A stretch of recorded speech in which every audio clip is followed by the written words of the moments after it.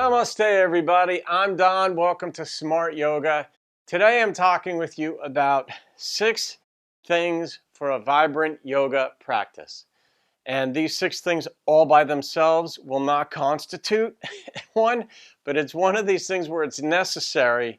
In philosophical terms, it's necessary but not sufficient to make a complete yoga practice. But you do need these things.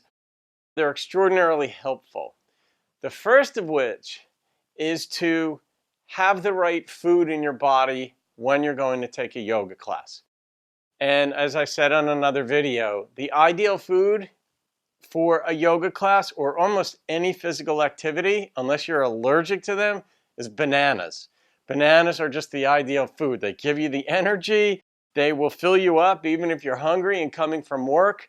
And they don't produce gas, which is important because then you're not fighting your own body. You know, there is a difference between eating a banana and eating Burger King, for instance, as we know.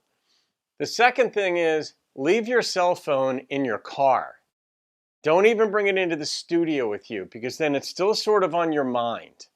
But your yoga practice is your time, and unless there are extreme circumstances, one, you're not bringing a cell phone with you into a studio with you, into the classroom with you, because if it goes off during class, which every so often somebody does, but for your own sake, just to have your own space, leave your cell phone in your car and you'll find that you will disconnect from it much more than you even thought you would, even if you were to just leave it in the lobby of the studio, you know, where they have little cubby holes or stuff like that.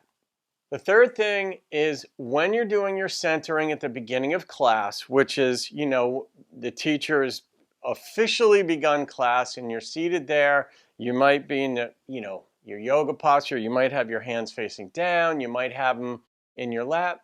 Set an intention. I've spoken about this in some other videos and I'll be getting more specific about what you can do with your intentions, like what types of intentions you can have. But for now, I'll just say, during your centering and your quiet, don't be sort of forethinking, okay, the teacher's going to have us start in table pose, or we're going to do head. Just get quiet, make it your time, and set an intention for something that you'd like to become better at or less bad at. Put it that way, where maybe there's something about yourself that you feel is inadequate. There's not enough. Maybe you're not assertive enough, or maybe you're over the top and you need to scale it back.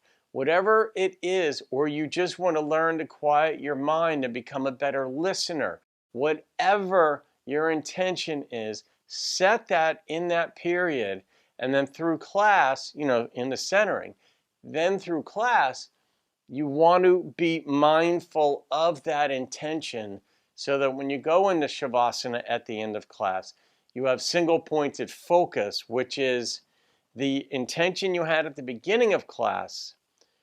At the end of class, since you'll have burned off, in effect, a lot of the residual energy that's in your body and in your brain that gives you monkey mind, that makes your mind go from limb to limb to limb, Shavasana is designed for you to have single pointed focus so that you're just focusing on that initial intention. And that's a wonderful way of viewing it because at the end of a yoga class, you're mindful of that intention so that when you go out of the studio and, you know, out into the world, so to speak, that intention is fresh on your mind. That is one of the gifts that yoga has to offer, of course, which I've spoken about on other videos, but this is one of the 6 things I wanted to present to you today.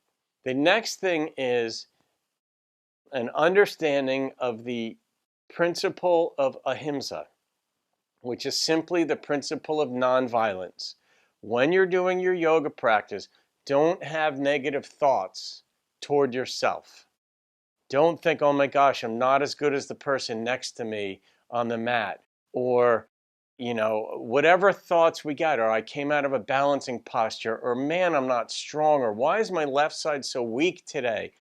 It's okay to get like some fleeting thoughts because they're going to happen, but you don't want to be thinking, oh my gosh, I'm terrible. Yoga is not for the purpose to give yourself these opportunities to be critical of yourself. It's actually for the purpose of coming into acceptance of who you are, where you are in life, seeing those things, and then deciding which parts are good and which parts are not so good according to your value system. And then you get to address those as days, weeks, months, and years progress. Because as the expression goes, yoga is a journey, and that's part of it. But ahimsa is that principle of nonviolence, and negative thoughts toward yourself about how terrible you are, that's considered violence. So that's the fourth one I wanted to present. And the fifth one is tied in directly to that, which is just to accept yourself where you are. Okay? It can be challenging because if we're not accustomed to not being defensive, we might block off these bad thoughts that we might have about ourselves. Okay? So if there is something about yourself that you see during your yoga practice that you don't like, one, it's just as important to see things about yourself that you do like, because that will help keep you in balance. But don't fight it. Accept the good things. Many of us haven't been given that much affirmation in life. Many people haven't. Their childhoods were devoid of it for the most part. Maybe they became perfectionistic and you had to get the good grades, and a 95 wasn't good enough. Had to be a 98. So things just weren't good and you're not used to affirming yourself. If other people haven't been affirming it, or you weren't taught frequently from a young age by your parents how to have a certain measure of self-affirmation, that you're going to have to, in a sense, just see the truth on your own. So it's kind of like a river floating by. There are good things and bad things in the river. And in a sense, if you analogize that to what lives inside you, just accept both. Accept the good, accept the things you don't like, and then you can go to work on them however you see fit to work on them. But it will take dedication, it will take effort, it will take work, but there will be joy along the way. But the place to start is to see the river as it is. So that's a big one, not to be overly critical, not to be overly favorable, but just to see what you can see on the inside. And then the final thing I will say, and there are many more, but I wanted to point these 6 out, is to get a good yoga mat. And you can get your $10 or $20 cheap yoga mats, and they serve a purpose at first. But for instance, my mat, depending on, the length, I get a lengthier one. I think my mat that I've got, it's either 68 or 72 inches, and you can get them all custom made. I think my mat is $80, and it has better grip. It has a little bit more cushion. Those of you who might have, say, wrestled in high school or college know that, or gymnastics mats for that matter too. Out of 1.5 inch thick mat, you get extraordinary resilience from the mat. Yoga mats are much thinner, as we know, but there is a difference in the way it will maybe even provide a little extra cushion to when you're on your back or to your knees, but also the grip. So I'll do another video at some point where we can share ideas about yoga mats. I use a jade yoga mat, but that's the one that I've been using for years. So invest in a decent yoga mat, whatever that may be. The slippery, the $10 and $20 ones tend to be slippery, and they don't provide the support. You'll notice the difference when you're in standing balancing postures.